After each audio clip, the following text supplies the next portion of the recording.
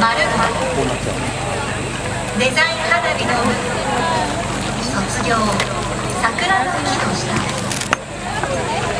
桜の花びらがあの日に戻ってキラキラ眩しい青春の日々を懐かしんでください。打ち上げ場所中央をご覧ください。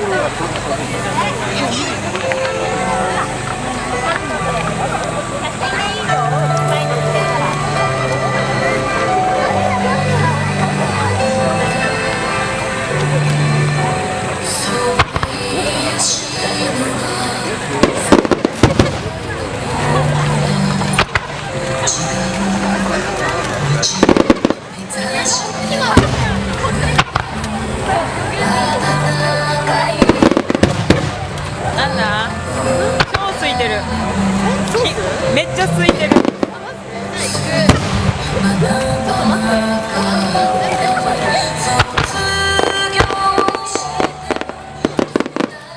あ、うちの財布も取って。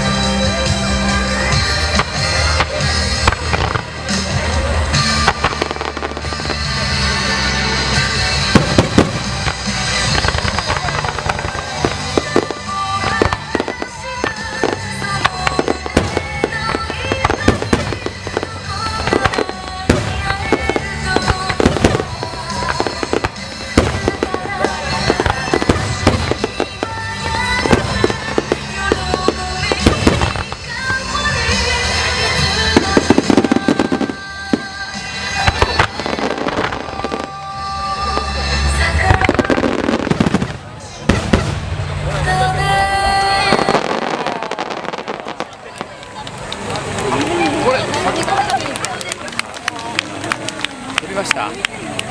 今いいとこだ。